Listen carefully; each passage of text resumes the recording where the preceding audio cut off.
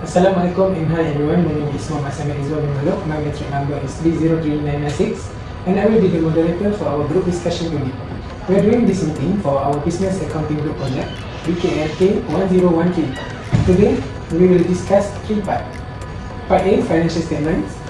Part B, adjustment, and Part C, business discussion question.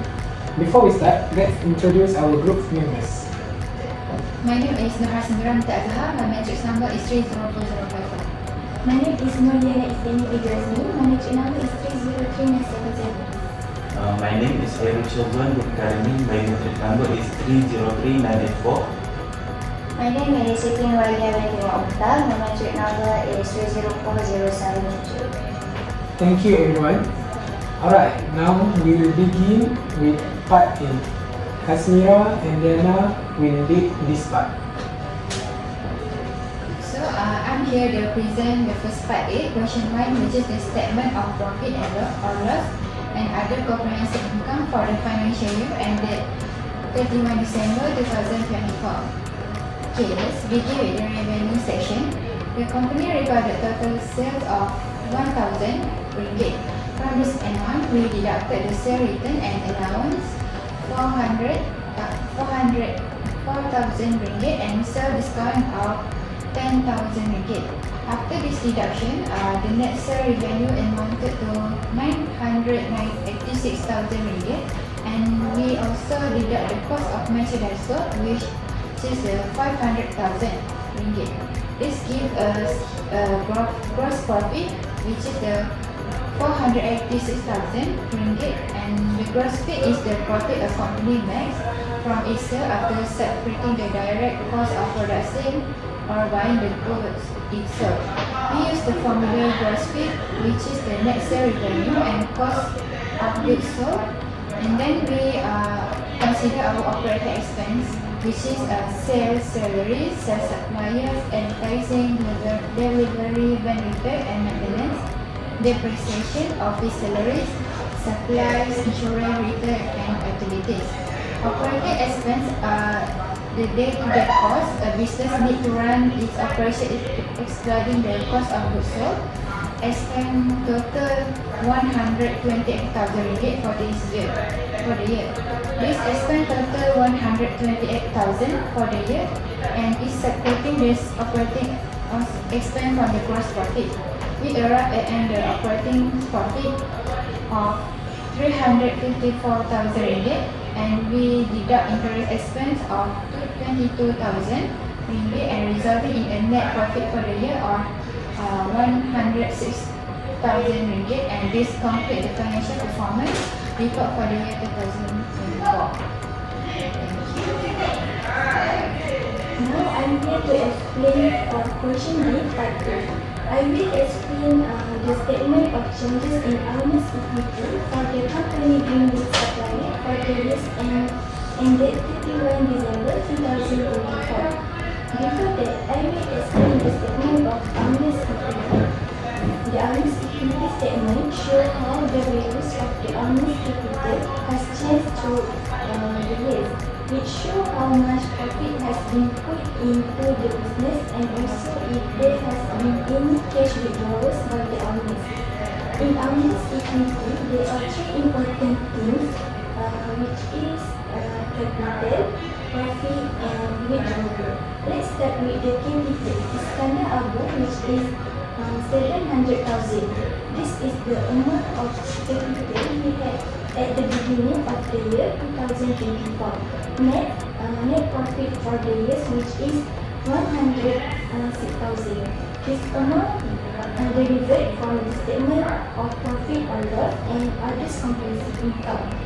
This is the profit that the business made during the years. It increased the owner's capital. Besides that, less withdrawal is Iskandar Abu, which is 20,000. This is money taken out by Iskandar Abu from the business for personal use. When the money is taken out, the value of the equity will increase.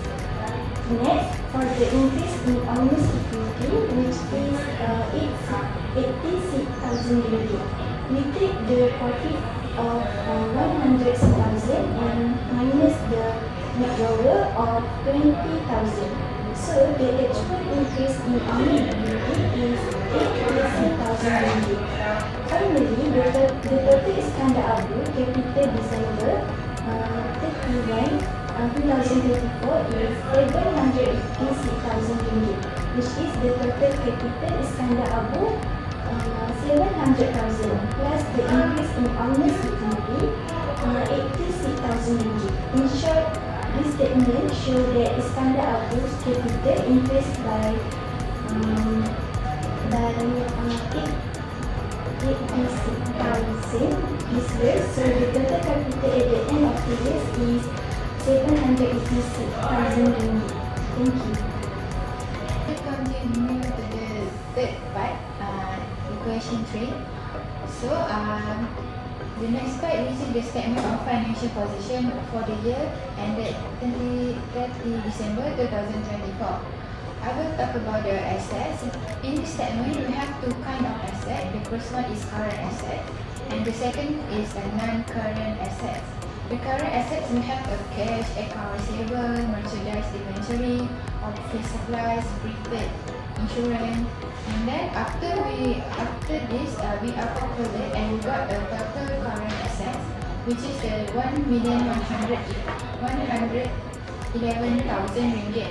And the non-current asset is office equipment, account depreciation minus office equipment, delivery van, account depreciation minus delivery van, and the long-term investment. And we finally got the answer is 1,591,000 ringgit.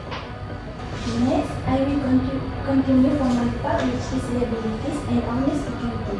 These liabilities are divided into two parts, which is current liabilities and non-current liabilities. For current liabilities, they all have account payable, salaries payable, interest payable, and unpaid revenue. We will plus all this amount and we can get answer, which is 405,000. And we have non-current liabilities, note payable, which is 400,000. Now we will continue for owner's equity. Capital Iskandar Abu, which is 786,000. So total liabilities and owner equity is 1,591,000. Thank you. Okay, let's end the part A. Let's begin the part B. Before I start, thank you for the explanation you just give, the perfect explanations. Okay, now I will explain the part B of our project, which is about adjustment. We are given 8 situations that are not recorded in the trial balance, and we need to explain the effect on the financial statement, whether it's overstated OS, understated US, or correctly stated, which is a CS. Situation A, the depreciation of office equipment and delivery van, which is RN 40,000. This was not record, so our expense are too low and our net income is too high. Also, the value of the assets is too high because we didn't reduce them. Net income is overstatement, expense is understatement, asset overstated, liabilities are correctly stated. Situation B, unpaid salaries, which is 25,000. This is amount we still owe to staff since it's not record. Our expense are too low and net income is too high. Also, liabilities are too low. So net income is overstated, expense understated, asset is correctly stated, liabilities is understated. So situation C, supplies left only 500 ringgit. The trial balance show 5,000, so we use up most of the supplies but didn't record the usage. That means our expense are too low, assets are too high, and net income is too high. So move to this situation. RM 9,000 and earned revenue is now earned. This means we should have reduced liabilities and increased revenue, but we didn't do it. So our liabilities are too high and net income is too low. Situation E, 45,000 insurance expired. part of the prepaid insurance is used already. If we didn't record it, expense are too low, assets are too high, and net income is too low. Net income is too high. So net income is overstated, expense are understated, assets are overstated, liabilities is correctly stated. For the situation F, 30,000 invoice not sent to customer. We made a sale but didn't send the invoice, so we didn't record the sale. That means revenue is too low, net income is too low, and assets which is account receivable are also too low. So net income is understated, expense correctly stated, asset understated, liabilities are correctly stated. Situation G, 30,000 interest revenue not record. This is also income that we forgot to record. So again, net income and assets are too low. So net income is understated, expense correctly stated, assets understated, and liabilities is correctly stated. For the last situation, supplier invoice 150,000 just found. This means we have unpaid bills that we are not record. So our expenses are too low and liabilities are also too low. This makes our net income too high. So net income is overstated, expense understated, assets correctly stated, and liabilities understated.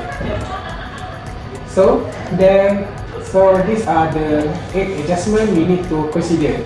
If we don't make the change, the financial statement will give the wrong information for the user. That's why adjustments are very important in accounting. Okay, that's all for part B. Now we will continue with part C, the discussion question about business and accounting. Airul and Alia will handle this part.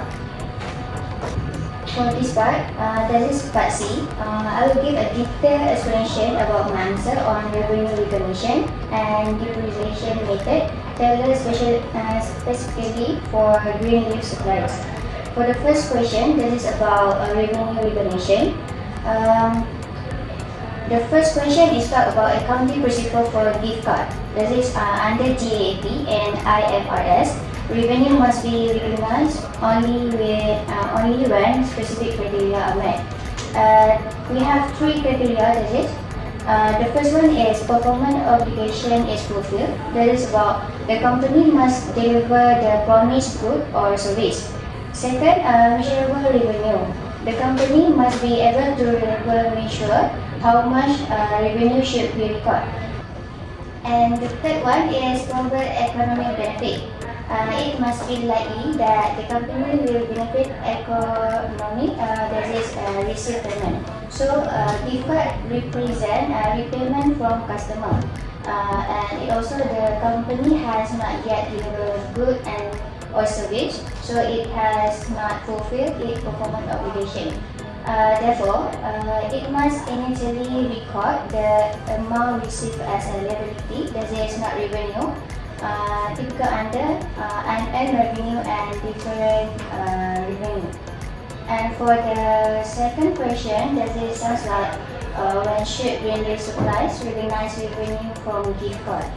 So in this question, I think green leaf supplies should not recognize revenue at the time of sale of gift card, because no goods or service has net. No goods or service have not been provided. Instead, three-term. That is, the first one is revenue is recognized when the card is redeemed. For example, when the customer uses the card to buy something, this is when the performance obligation is fulfilled. Second one is until redemption. The amount received stay on the balance sheet as liability. And the last answer is breakage revenue. This is about unredeemed balance. If historical data shows that a portion of card is unlikely to ever be used, and if local law permit, green leaf can recognize that portion as revenue. This is called breakage, and it must make the highly probable they go under GAAP or IFRS. So because this question, I think gift card sale is deferred revenue to recognize as revenue only when redeemed or breakage is realized. Okay, for the second question, is about depreciation method. In this term, we talk about the key difference between the straight line and declining balance method of depreciation. Okay, for this answer, I think use straight line when the asset provide consistent benefit over time, and use declining balance when the asset depreciate faster in the early years or when you want to accelerate tax deduction. The next is recommended method for green supplies. I think the answer is, the first is office equipment. Green supplies must be used straight line method as these assets generally provide consistent benefits over time. Besides that, the delivery event is also method for green supplies.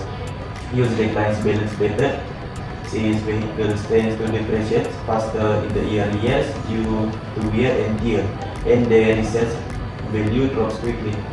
The last issue is obsolete inventory. Some items expired before being sold. That's a big loss. How to reduce the risk of inventory becoming obsolete? The first is the company should apply the first in, first out, FIFO method. The second is green life supplies should adopt a demand forecasting system. The third is company should implement and automate inventory system such as a post point of sale system. So how can the company manage and dispose of obsolete inventory in cost effective manner? The first is offer discount price or clearance sales for slow moving items. The second is donate unsold but usable items to non-profit organizations or charity events. That's all. Thank you for having me, Nadia. But thank you for everyone for your great input and discussion. We've now completed our three parts of our project. Each member has contributed and we've worked together to prepare the financial statement, explain adjustment and give our opinion on accounting issues. That's all from our group. Thank you for watching. Bye. Assalamualaikum.